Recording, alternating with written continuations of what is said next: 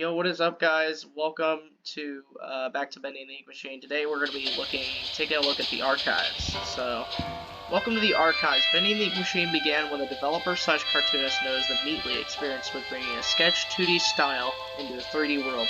After turning the idea into a horror game, Chapter 1 of the game was created in a little under a week with programmer/friend Mike Abood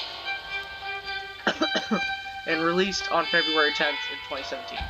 Much to their surprise, it struck a chord with global indie gamers almost overnight. But the Meatly and Mike Mood decided to drop all other projects to work on Bendy and tell a most unique ink story. The entire game was completed chapter at a time in a year and a half by a small but dedicated group of indie developers. Although the concept and story remained as originally intended, the game changed over the development as characters and models were refined for their own thrown together versions. This archive is a peek behind the scenes of that process. So if we turn around, oh my gosh, look at all that. So let's start with this. So, original Ink Machine. Before a major visual upgrade, this version of the Ink Machine was the one used in the game. Much of this machine's iconic fan-loved design was translated into the final version. So this is kind of what it looked like without the chains, like, holding it up, I think. As you see, there's the little ink in the back, and then there's the gears, and that's what it looked like when it was pumping ink out. So we got this over here. Ooh, look at you. Concept Bendy. This is the first version of Bendy ever modeled. In the earliest concept, Bendy's was much smaller and cuter with a face that split open to reveal a terrifying mouth. I could tell. Yeah, man, I'm gonna put my head in between this. Oh, I just realized there's someone over here, too.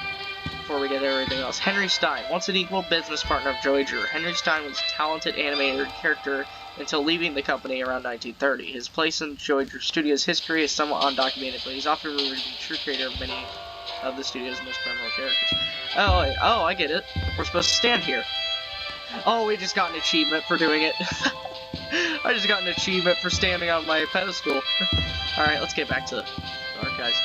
Alpha Bendy. This is the game used design of Ink Bendy from the earliest version of Chapter 1. It is jokingly referred to as bird poop with a smile along the development team.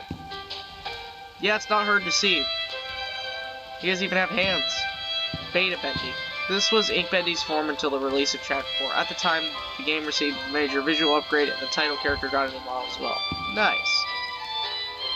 Why is his face kinda... oh. Huh. Must be tripping. Maybe I'm not. There's Beast Bendy too, some artwork up there. Studio. Okay.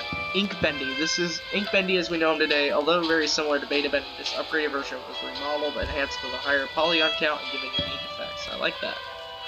I liked Ink Bendy. Beast Bendy.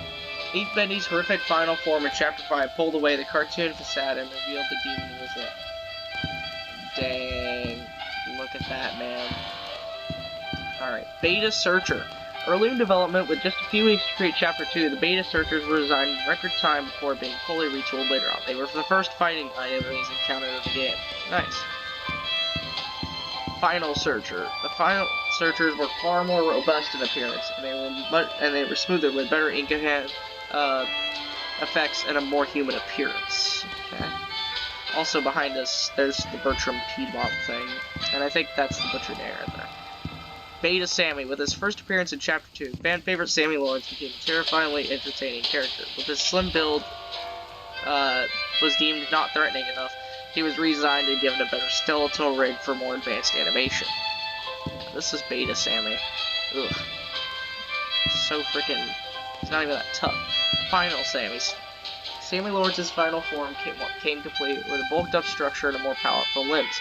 The Mad Songwriter may finally get noticed now, at least by fans. Fishers, Strikers, and Pipers. Huh. Those are the Butcher Gang. And then we got Lost One here. Here we got the Alice we know today. There's Allison from Chapter 5. Thomas. Ooh, we got Boris. Beta Boris. Hoppa was the original name of the character that eventually became Boris the Wolf. This early version was released in Chapter 1. He was quickly refined into the Boris we know today with the release of Chapter 2. Ugh, look at his insides. Dude, look at this man's insides. What the heck? Ugh. Boris the Wolf. Boris the Wolf, A Friend to the End, was designed with using various references from cartoons of the 1920s, a blend of West Coast and East Coast animation styles. This silent, supportive wolf won over the hearts of many, although at times he was a headache for the development team due to his AI taking on the mind of its own production. Nice.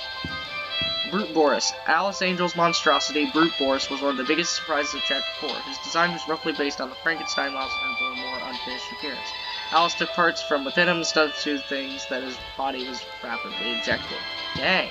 Ugh. That's why you don't trust Alice at all. And then finally, let's go over to the Butcher Gang.